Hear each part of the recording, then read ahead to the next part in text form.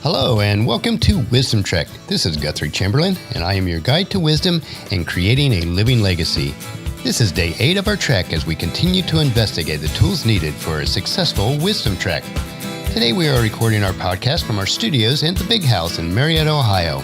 We are back in Marietta for a couple of weeks for more renovating and groundskeeping.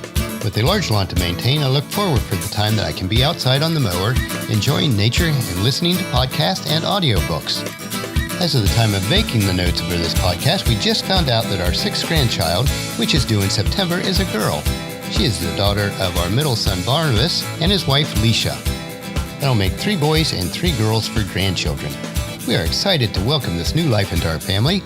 Granny and Gramps can't wait to meet her in person. We would love for you to get to know us better on a personal level, so each day I'll share a little bit of our personal information. We live a rather modest and simplistic life, but is always full to the brim with activity and enjoying life. If you'd like to know more about us, please check out our About Wisdom Trek page on the website. We would like to get to know you better, so please feel free to share with us on wisdom-trek.com/contact us, or leave us a message on our Facebook page, Wisdom-Trek. I encourage you to listen to any of the previous episodes that you might have missed. During the first 2 weeks, we will lay the foundation of living an abundant life while creating a living legacy. Today we are continuing to consider the tools or equipment we need in order to gain wisdom, to live fully, to enjoy this trek of life. As we reflect back on our analogies, we realize that love, being the hub of that wheel, and the remaining tools or attributes are the spokes stemming from this perfect round hub.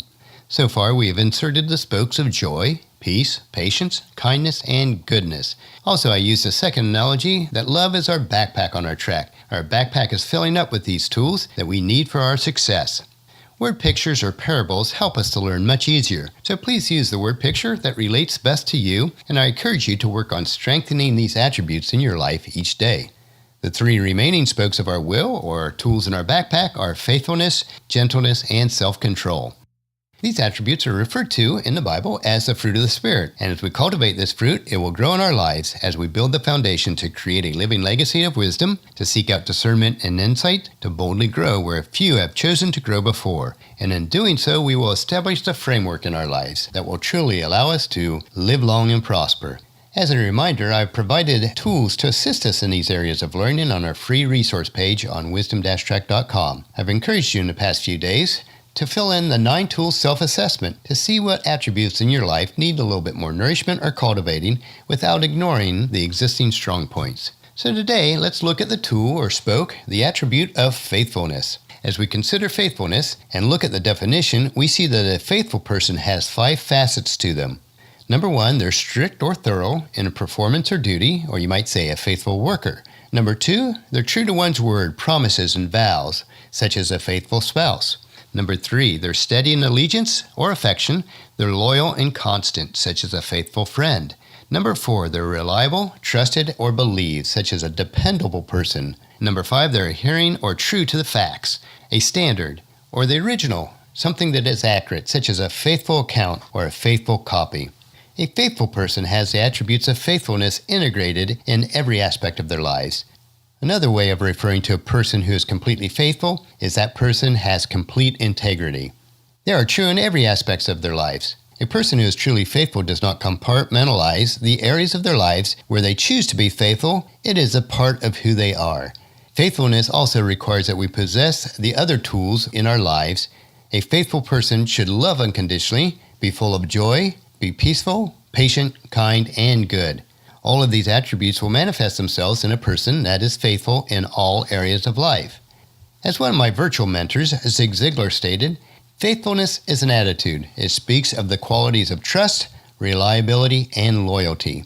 We must also understand that a faithful person is not only faithful in the big areas of life, but more importantly, the smallest areas of life. Or it might be said, faithfulness in little things is a great thing. The Bible reinforces this principle in several passages, one of which is Luke 16:10, where Christ tells the parable of the shrewd manager. If you are faithful in little things, you will be faithful in large ones. But if you are dishonest in little things, you won't be honest with greater responsibilities. The principles of faithfulness are clear. Be faithful in all areas, large and small, and in all situations. Your reputation, your character, and your integrity depend on it. So how can we learn to be faithful in all areas of life? If we desire to gain faithfulness, then we must take on the responsibility to seek out those individuals whose lives exemplify faithfulness. Other than Christ, there is probably not a person who has ever lived that has been faithful in all areas of life and at all times. But that does not mean that we can't learn from others. Learn from those who are wealthy and generous on how to be faithful with their finances. Learn from those who have been married for many decades on how to be faithful in marriage. Learn from those who have lifelong friends on how to be faithful in friendship. Learn from those who have been successful in business for decades on how to be faithful to their vision. Learn from those who are reliable and keep their words in all areas on how to be a faithful and dependable person. I have observed and learned from many others that have been examples and mentors to me, and by doing so I've been able to gain much wisdom in the area of faithfulness. As with all things pertaining to wisdom, I have also learned much from the Bible and about God's faithfulness to me. One passage that exemplifies this faithfulness is Lamentations 3, verses 22 through 24, and it reads, "The faithful love of the Lord never ends. His mercies never cease. Great is his faithfulness. His mercies begin afresh each morning. I say to myself, the Lord is my inheritance. Therefore, I will hope in him." We see in this passage that God's faithfulness and love for us never ends. While we will never achieve this level of faithfulness in our trek of life, this certainly should be a primary example that we follow. It is not always easy to be faithful in every area of life, but be faithful anyway. It might be said when faithfulness is most difficult, then it is most rewarding.